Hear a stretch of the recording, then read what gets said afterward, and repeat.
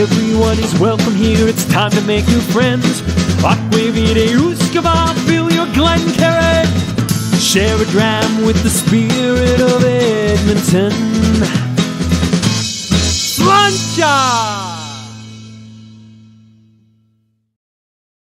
Slancha.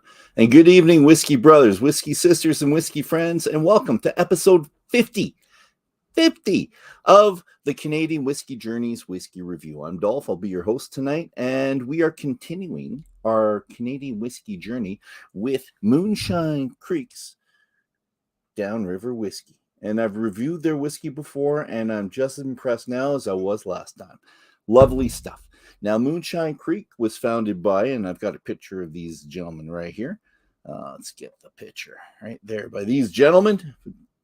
So, brothers Joshua and Jeremiah Clark, sorry. And I've been talking to Jeremiah a lot lately, but it's they were influenced by their grandfather, who was a bootlegger. And the book, When Rum Was King by B.J. Grant. And it's about the rich history of New Brunswick's role in smuggling alcohol during Prohibition. So, and here's a couple more pictures. So here's a picture of the distillery, but this is the one I want everyone to see, because this is the tasting room that I would like to spend a lot, and I mean a lot of time at. I really wish I could go to that spot right there. And when talking about Moonshine Creek, you got to think about one of the most memorable, the coolest things they do is they proof their whiskey using maple tree water, which is, I don't know, it doesn't add flavor, so no sweetness, no color, but it does add a mystique, which is really kind of cool. So I like that. And Jeremiah was telling me that this, put it back on there so you can see it, good picture up top, nice art, is the closest to a bourbon that they've made yet. So they used a mash bill for one. So a mash bill and not individual barrels and marrying. So a mash bill, 80% organic corn, 20% organic barley, non-chill filter, no color added, 48%, really close to the 50% I love with my bourbons.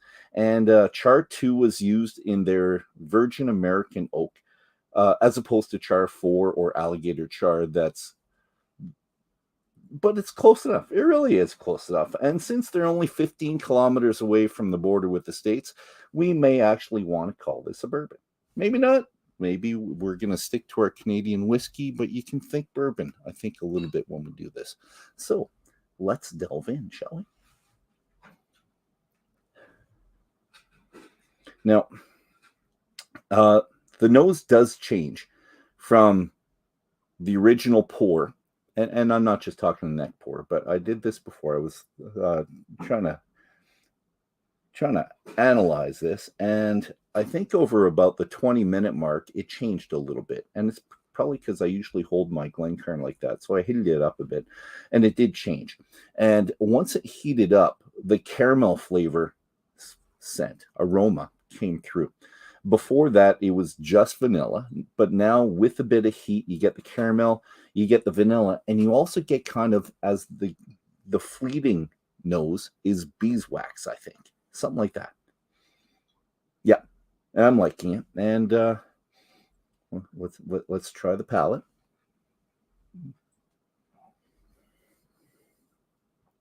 Nice creamy mouthfeel. And all their whiskeys have a really nice mouthfeel, so I expected that. Sweetness up front, and the bourbony vanillins that you're expecting, they're apparent. They're there. And this one took me a while to figure out, because it's at the very end, and it's fleeting as well. It's something you get just a little bit. And I was thinking mandarin orange on the end. That's what I was thinking. And someone else out there, if you're tasting this, you can tell me if you get that as well. Just write in the comments later. But I think it was mandarin orange. Bit sweeter than just regular orange. So mandarin orange is kind of what I'm getting on the palate. I'll try that again too.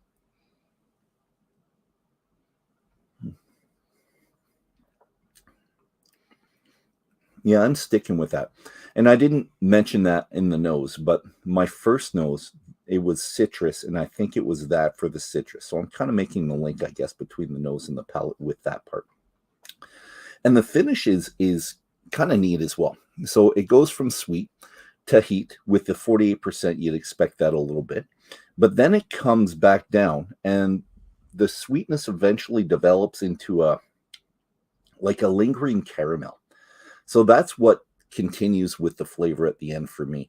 And I want to say it's a medium finish, but it does change, but it does linger with the caramel, which I liked a lot.